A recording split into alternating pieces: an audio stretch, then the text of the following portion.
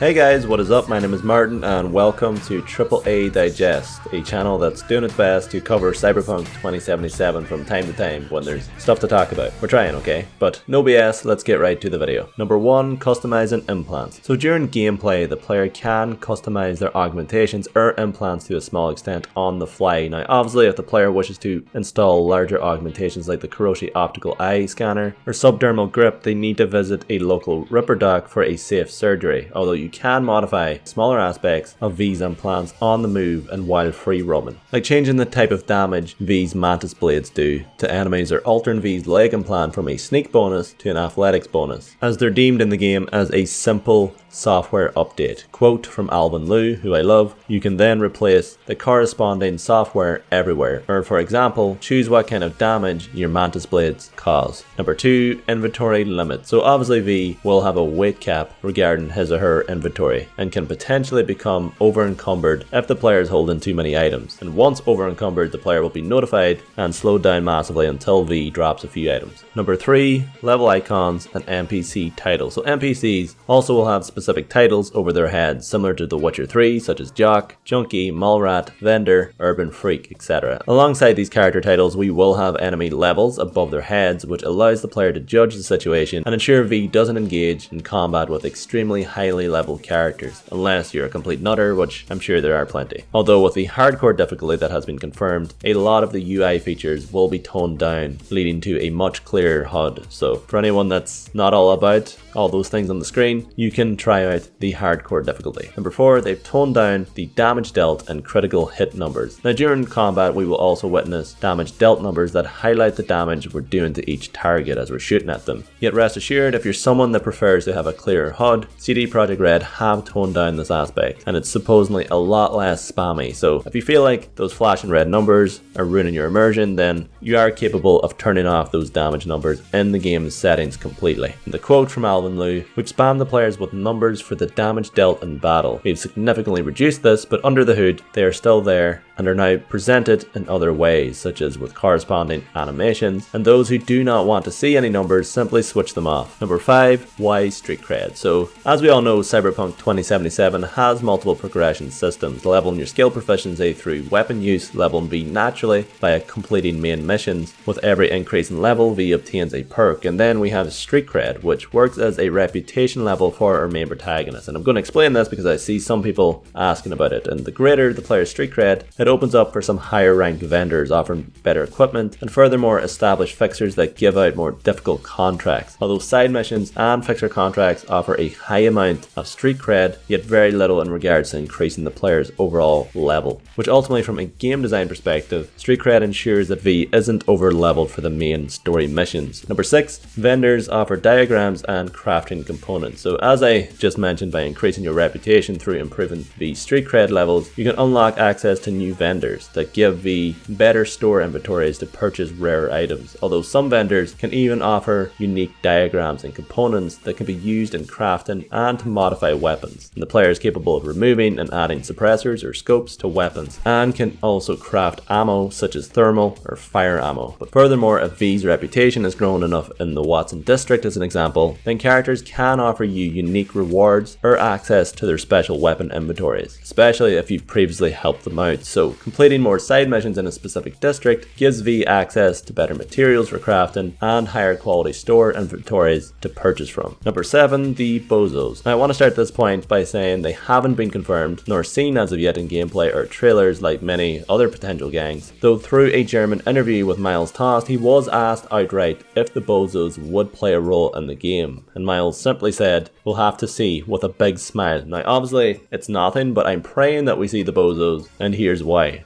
A little bit of lore. So the Bozos are deemed a prankster gang who have actually been biosculpted to look exactly like clowns through implants and augmentations. The gang are rocking permanent frowny faces, and they began as a somewhat light-hearted and annoying group that simply pulled pranks, yet they grew into something much darker and sadistic, with many members suffering from cyberpsychosis due to their major augmentations to look like clowns, and they prey on locals by playing on people's biggest fears, and they even resort to torturing and murdering for their own personal enjoyment. or to drive a person literally insane. And with Cyberpunk 2077 being 50 years later, it's fair to say their physical appearance could be so much more impressive due to the implants and cyberware available 50 years later. So personally, I'd love to see them confirmed for Cyberpunk 2077 and just let us embrace the sheer terror that the Bozos bring. And number 8, Joy Boys and Joy Girls. So outside of meaningful romances and one-night stands with specific characters in Night City, V will also be able to hire Joy Boys or Joy Girls, which are, I guess, professionals in their field that can be paid in exchange for services, sexual services. I'm trying not to get age-gated by YouTube here, so just roll with it, but quote, it's a modern world, one-night stands exist, so something like that is also possible. And also, like in the real world, you can also just exchange money for sex. So if you do happen to be male V, you can exchange eddies for